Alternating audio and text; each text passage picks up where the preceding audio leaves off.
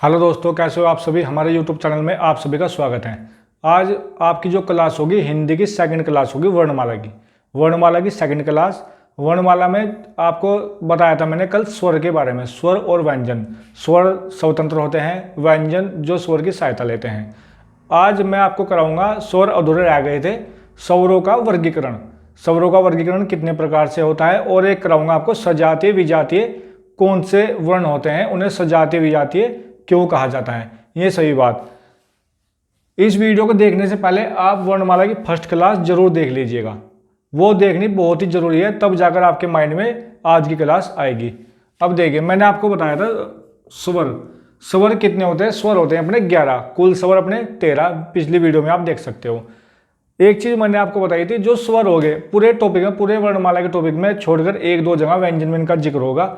आपको स्वर 11 के हिसाब से चलना, 11 के हिसाब से अगर यदि आप चलोगे, बहुत बेस्ट तरीके से आपके समझ में आएगा, बहुत फैक्ट्स क्लियर होंगे। अब देखिए, पहले बात करते हैं जो अपने मूल स्वर होते हैं, मूल स्वर। उन्हें मूल स्वर को मूल स्वर क्यों कहा जाता है? क्योंकि उनकी संख्या 4 होती है।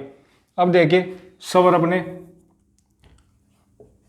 अ, आ, छोटी, बड़ी, छटाऊ, बड़ाऊ, रीरी, ए, आई, ओ, औ।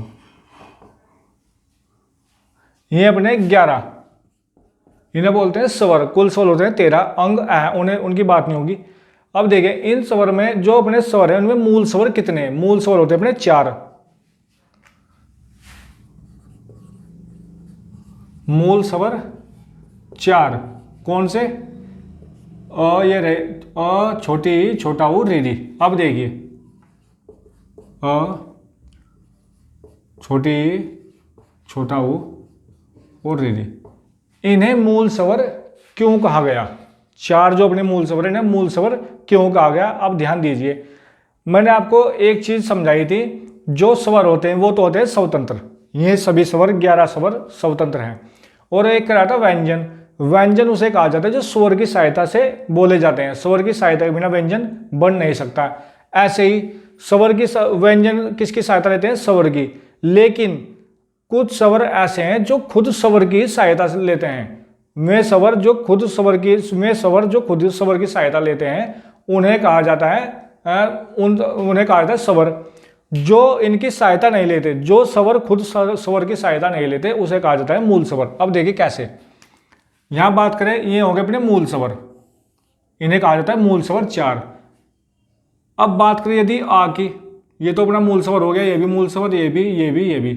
आ की, आ ने देखिए, अ प्लस अ बराबर आ, ये अपना मूल स्वर नहीं है, ये अपना मूल स्वर नहीं, ये अपना मूल स्वर नहीं, ये सभी मूल स्वर नहीं है, क्योंकि इन्होंने सहायता ली है, स्वर ने स्वर की सहायता ली। जैसे बात करें ई की, ई प्लस ई बराबर बड़ी ई, तो ये अपना मूल स्वर नहीं है। तो वे स्वर मूल स्वर होते हैं जो किसी की सहायता नहीं लेते। सहायता मतलब ना में मात्रा होगी ना कुछ होगा, किसी चीज का कोई प्रयोग नहीं होने का, मात्र स्वर, उसका बिल्कुल टुकड़े भी नहीं हो सकते। व्यंजन के आप टुकड़े कर सकते हो, क्योंकि उन्होंने स्वर की सहायता ली, कल बताया था मैंने वीडियो में, समझिए। अब देखिए, हो गए अपने मूल स्वर। अब बात करते हैं स्वरों का वर्गीकरण। इसमें आपको बताया जाएगा सजातीय विजातीय। सजातीय कौन से होते हैं, विजातीय कौन से स्वर होते हैं। स्वरों का वर्गीकरण। स्वरों का वर्गीकरण कितने प्रकार से किया जाता है, आप इसमें नोट कर लीजिए। क्योंकि नोट क्यों कर लीजिए? 6 प्रकार से किया जाता है। एनसीईआरटी के हिसाब से बताऊंगा आपको, एनसीईआरटी के हिसाब से 6 प्रकार होते हैं। 6 प्रकार में से मैं एक एक को कराऊंगा, मतलब एक बताया उसके बारे में पूरी डिटेल। आप 6 के 6 एक साथ नोट कर लीजिए, ताकि आपको याद करने में आसानी रहे। पहला होगा उत्पत्ति के आधार पर, दूसरा होगा उच्चारण के आधार पर, तीसरा होगा जीव के प्रयोग के आधार पर, और चौथा होगा होठों की स्थिति के आधार पर, पांचवा होगा मुख के खुलने के आधार पर, और छठा होगा हवा के नाक व मुंह से निकलने के आधार पर। ठीक है। अब बात करें नंबर 1। नंबर 1 किसकी? उच्चारण के आधार पर स्वरों का वर्गीकरण हेडिंग डाल लेना और नंबर 1 डालना उत्पत्ति, उत्पत्ति के आधार पर। इसके 2 प्रकार, उत्पत्ति के आधार पर स्वर के 2 प्रकार होते हैं, बिल्कुल पहला समझ लीजिए, बाकी 5 के 5 एकदम आपके मिनटों में क्लियर होंगे। उत्पत्ति के आधार पर इसके 2 प्रकार, पहला प्रकार कौन सा होगा, पहला प्रकार होगा अपना मूल या कहें लघु या कहें मूल लघु या कहें मूल लघु ह्रस्व।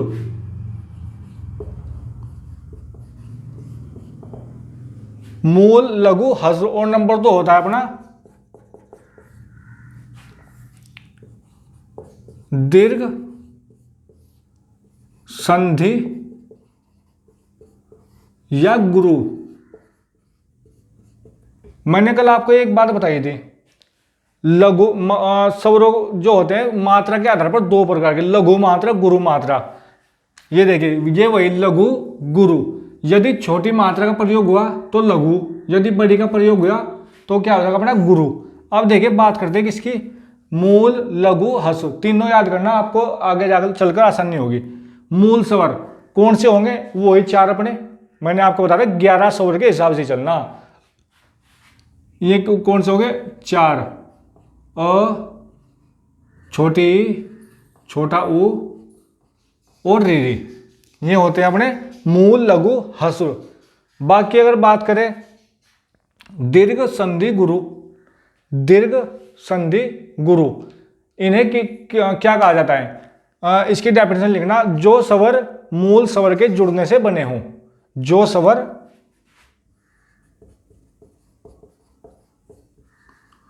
मूल स्वर के जुड़ने से बने हों, जो स्वर मूल स्वर के जुड़ने से बने हों उन्हें क्या कहा जाता है, उन्हें कहा जाता है दीर्घ संधि या गुरु स्वर। अब देखिए इसके 2 प्रकार होते हैं, 2। इसके कितने प्रकार बताइए आपको, इसके प्रकार होते हैं 2 प्रकार, 2। कौन से, मूल दीर्घ स्वर, मूल दीर्घ स्वर और संयुक्त स्वर। मूल दीर्घ और दूसरा होगा अपना संयुक्त स्वर,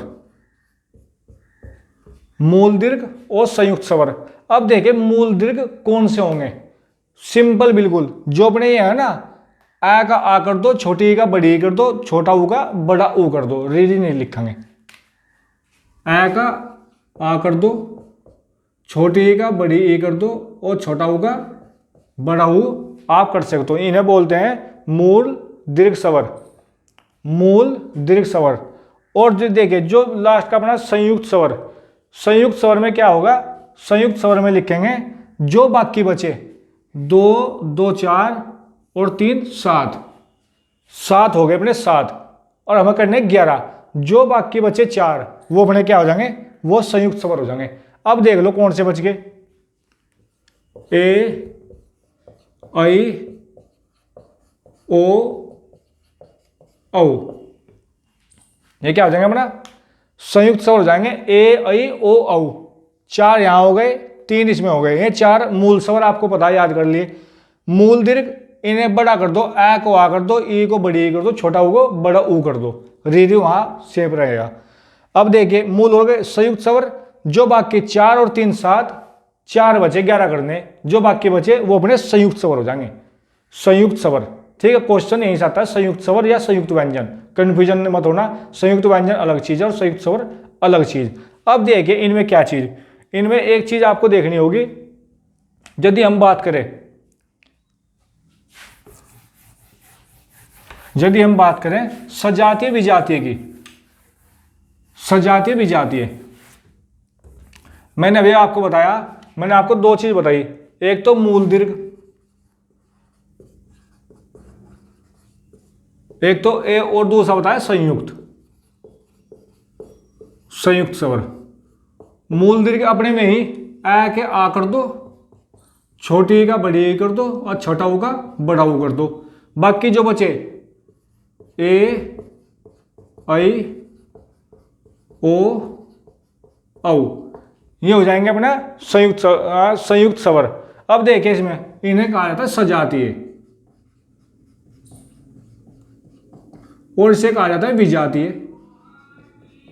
इसे कहा जाता है सजातीय, इसे कहा जाता है विजातीय। अब देखिए इन्हें सजातीय और इन्हें विजातीय क्यों कहा जाता है। अब देखिए सजातीय मतलब सेम जाति के, एक ही जाति के, विजातीय मतलब अलग अलग जाति के।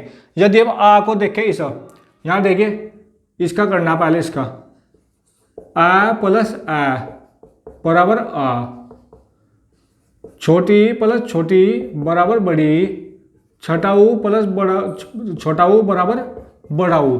तो सेम जाति, यहां भी आ, यहां भी अ, यहां भी ई, यहां भी ऊ, यहां भी ऊ, इन्हें बोलते हैं सजातीय जाति के। अब देखिए बात करें विजातीय की। इन्हें विजातीय क्यों कहा जाता है? विजातीय, इन्हें विजातीय, ये देखिए विजातीय, विजातीय इन्हें कहा जाता है जैसे ए प्लस ई बराबर ए प्लस ई बराबर ए प्लस ई बराबर ए प्लस ए बराबर ए। यहां तक समझ गए? ए प्लस ए बराबर ए और ए प्लस ओ बराबर ओ प्लस ए, ओ प्लस ए बराबर हो जाएगा अपना ओ। इन्हें भी जाते क्योंकि ये सेम अलग जाति के, ए यहाँ ई यहाँ बराबर ए। समझ गए होंगे? यहां तक बिल्कुल समझ गए होंगे। नंबर 1 अपना क्लियर हो गया उच्चारण के आधार पर। अब बात करते हैं नेक्स्ट, उत्पत्ति के आधार पर क्लियर हो गया अपना। अब बात करते हैं नंबर 1 हो गया। नंबर 2, नंबर 2 बात करेंगे उच्चारण के आधार पर, उच्चारण के आधार पर। नंबर 2 उच्चारण के आधार पर, उच्चारण के आधार पर। उच्चारण के आधार पर देखिए इसके 3 प्रकार होते हैं, ह्रस्व दीर्घ पलुप्त, ह्रस्व दीर्घ पलुप्त। नंबर 1 ह्रस्व, नंबर 2 दीर्घ और नंबर 3 पलुप्त, ह्रस्व दीर्घ पलुप्त। अब देखिए ह्रस्व कौन से होते हैं? उन्हीं 11 स्वर में से होंगे, उन्हीं 11 में से। मैंने अभी कराया आपको उत्पत्ति के आधार पर, अपनी कॉपी में देख लीजिए। उत्पत्ति के आधार पर 2 प्रकार, उसमें करा मैंने मूल या कहे ह्रस्व या कहे लघु। तो उसमें मूल स्वर वही जो अपने मूल स्वर अ, छोटी, छोटा ऊ और रीरी, अ, छोटी, छोटा ऊ और रीरी, इनकी संख्या 4। एक बात समझिए, ह्रस्व स्वर उन्हें कहा जाता है, लिख लेना अपनी बुक में, जिनमें कम समय लगता हो, जिन्हें बोलने में कम समय लगता हो, सबसे कम समय, वो होता है ह्रस्व स्वर। जिनमें दुगुना समय लगता हो वे होंगे अपने दीर्घ स्वर, और जिनमें सबसे ज्यादा समय लगता हो वो होंगे अपने पलुप्त स्वर। अब ध्यान रखना, मैंने आपको बताया था 11 स्वर, 11 स्वर के हिसाब से चलना। 4 अपने हो गए, बाकी 7 के साथ इसमें होंगे दीर्घ में, बाकी 7 के साथ अभी कराया था मैंने उत्पत्ति में, उत्पत्ति का दीर्घ, दीर्घ बाकी 7 के साथ दीर्घ स्वर में होंगे। कौन कौन से? आ हो गया आ, छोटी बड़ी, छठा ऊ बड़ा ऊ, रीरी ए आई ओ औ, 2 2 4 2 6 1 7, ये हो गए अपने 7 और 4 11। पलुप्त, पलुप्त कहा जाता है जिनमें बहुत ज्यादा समय लगता है। इसमें ओम, ओम, यदि आप ओम बोलोगे तो मात्रा बहुत लंबा समय लगेगा। ओम ऐसे ऐसे भी लिख सकते हो, ऐसे। तो ये हो गया अपना उच्चारण के आधार पर। अब नेक्स्ट बात करते हैं नंबर 3, आपको नोट कराया था मैंने, जीभ के आधार पर।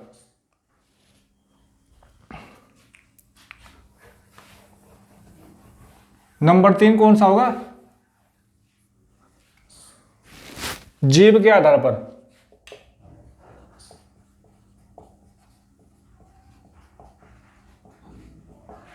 जीव के आधार पर होंगे।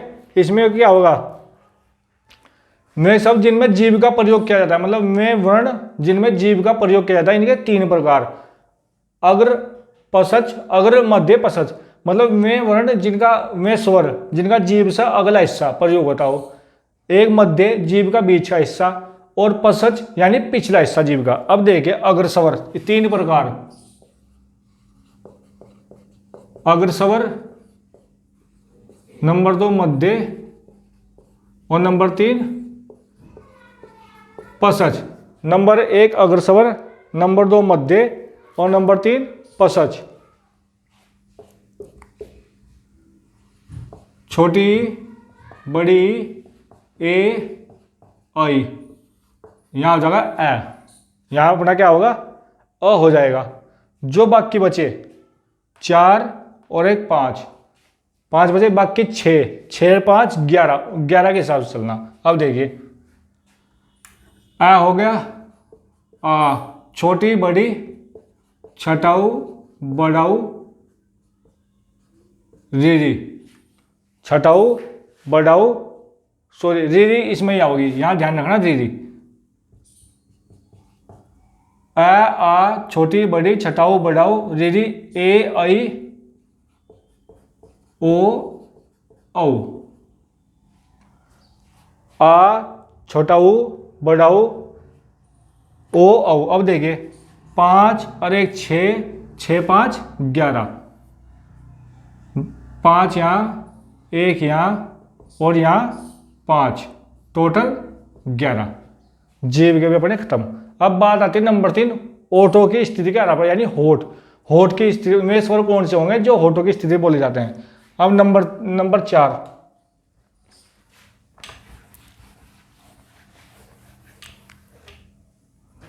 नंबर 4 ओठों, ओठों की स्थिति के आधार पर।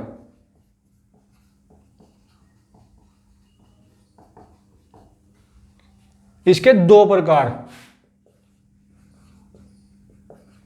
व्रतमुखी और नंबर 2 अवर्तमुखी।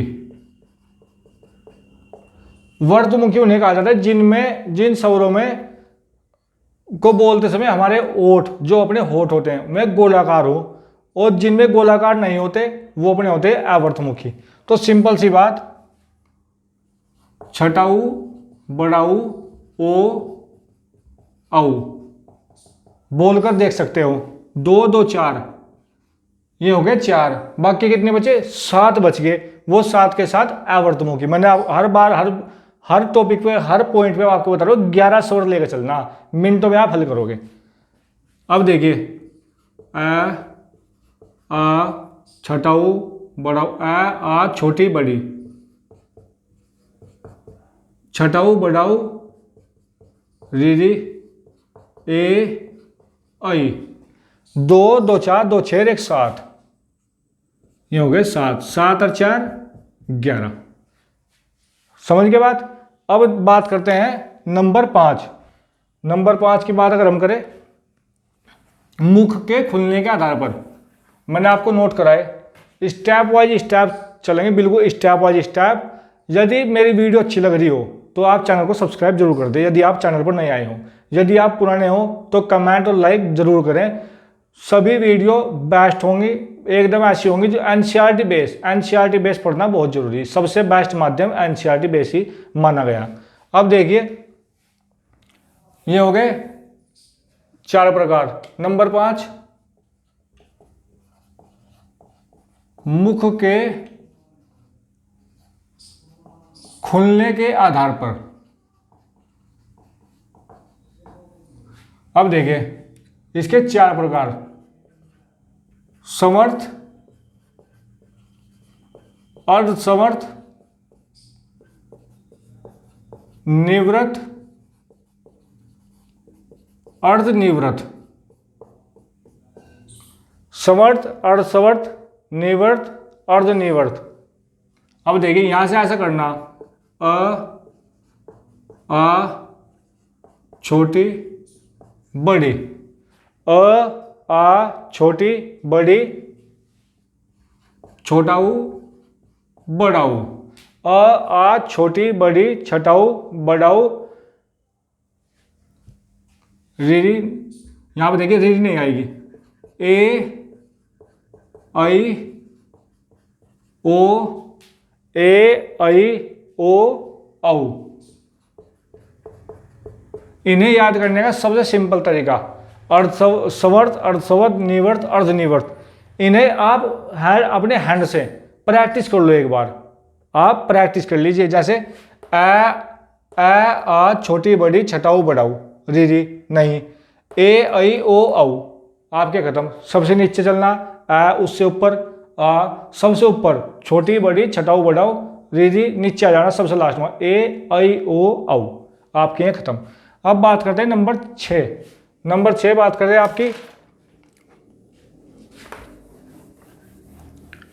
ये होगा हवा के नाक व मुंह से निकलने के आधार पर। नंबर 6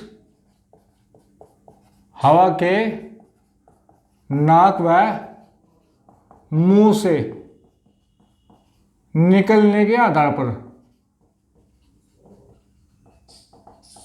इसके दो प्रकार, इसके दो प्रकार, अनुनासिक, निर्नुनासिक। अनुनासिक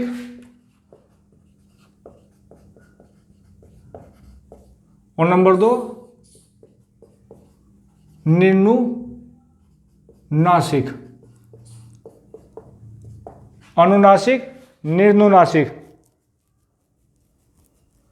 अब देखिए, अनुनासिक में स्वर जिनमें हवा केवल मुंह से निकलती हो, में स्वर जिनसे केवल हवा,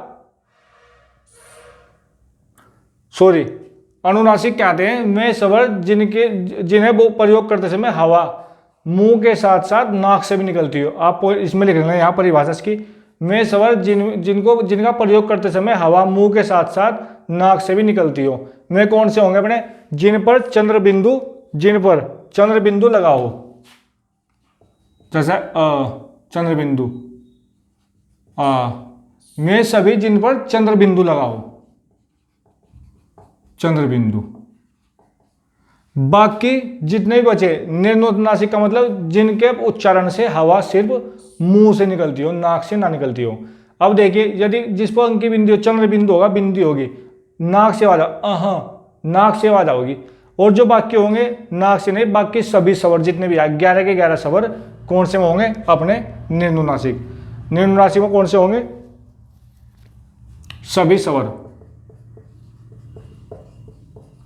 सभी स्वर। अब एक और नोट कर लीजिए, नोट, घोषत्व के आधार पर।